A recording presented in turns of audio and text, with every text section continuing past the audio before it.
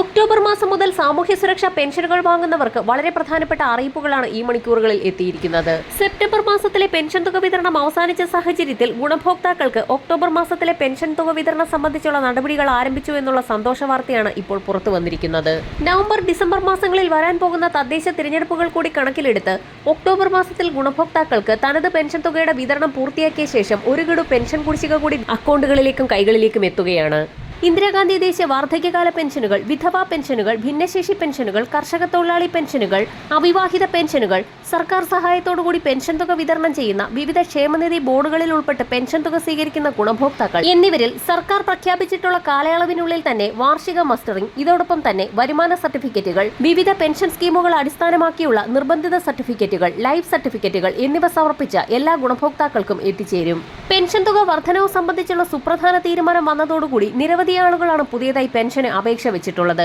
ഇത്തരത്തിൽ അപേക്ഷ വെച്ചിട്ടുള്ള ഗുണഭോക്താക്കൾക്ക് പെൻഷൻ പാസ്സാകുന്ന സാഹചര്യത്തിൽ വർദ്ധിപ്പിച്ച പെൻഷൻ തുകയ്ക്ക് അർഹതയുണ്ടായിരിക്കും.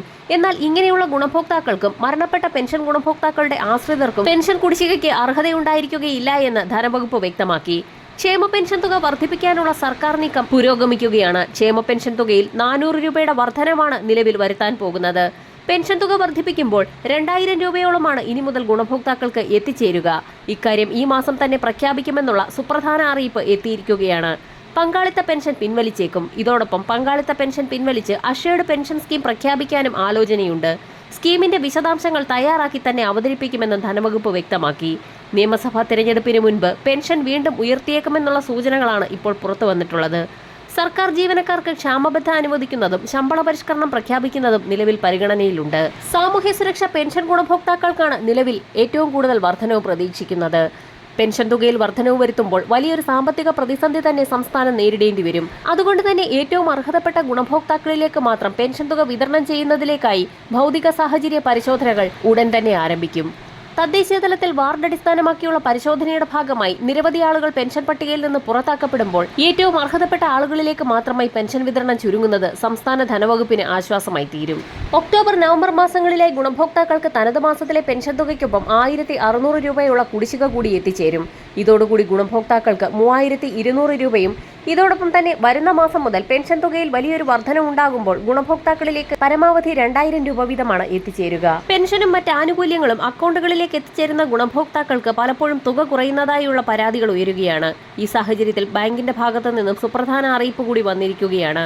10 വർഷം പൂർത്തിയായ എല്ലാ ബാങ്ക് അക്കൗണ്ടുകളും നിർബന്ധമായും KYC പുതുക്കണമെന്നും അല്ലാത്ത പക്ഷം പണം പിൻവലിക്കലടക്കം ബാങ്കിംഗ് സേവനങ്ങൾ തടസ്സപ്പെടുമെന്നും സംസ്ഥാനതല ബാങ്കേഴ്സ് സമിതി ഇപ്പോൾ അറിയിച്ചിരിക്കുകയാണ്.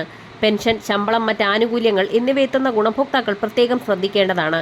കേരളത്തിൽ 57 ലക്ഷം അക്കൗണ്ടുകളാണ് KYC കാലാവധി കഴിഞ്ഞവയായി കണ്ടെത്തിയിരിക്കുന്നത്. KYC പുതുക്കാത്തതിന്റെ പേരിൽ ഇതിനകം തന്നെ ബാങ്കിംഗ് സേവനങ്ങൾ തടസ്സപ്പെട്ടു തുടങ്ങിയിട്ടുണ്ട്. 2014-15 കാലയളവിൽ വിവിധ സബ്സിഡികൾക്കും മറ്റ് ആനുകൂല്യങ്ങൾക്കുമായി സീറോ ബാലൻസ് സ്വഭാവത്തിലെടുത്ത പ്രധാനമന്ത്രി ജൻധൻ യോജന അക്കൗണ്ടുകളാണ് KYC പുതുക്കലിൽ പിന്നിലുള്ളത്. നടപടികൾ പൂർത്തിയാക്കിയില്ല എങ്കിൽ സബ്സിഡി തുകയടക്കം പിൻവലിക്കാനാകാത്ത സാഹചര്യമുണ്ടാകും. ചെക്കുകളുള്ള അക്കൗണ്ടുകളിൽ ചെക്ക് മടങ്ങാനും ഇടയാകും. Photo, Aadhaar card, PAN card എന്നിവ നൽകിയാണ് KYC പുതുക്കേണ്ടത്. മിനിമം ബാലൻസ് തുക ഇല്ലാത്ത അക്കൗണ്ടുകളിലേക്ക് പെൻഷനും മറ്റ് ആനുകൂല്യങ്ങളും എത്തിച്ചേരുന്ന സാഹചര്യത്തിൽ നിശ്ചിത തുക ബാങ്ക് ഈടാക്കാനും സാധ്യതയുണ്ട്. അതിനാൽ തന്നെ ഗുണഭോക്താക്കൾ എത്രയും വേഗം നടപടികൾ പൂർത്തിയാക്കേണ്ടതാണ്. വരും മണിക്കൂറുകളിലെ സർക്കാർ അറിയിപ്പുകൾക്കായി ചാനൽ സബ്സ്ക്രൈബ് ചെയ്യാൻ മറക്കാതിരിക്കുക.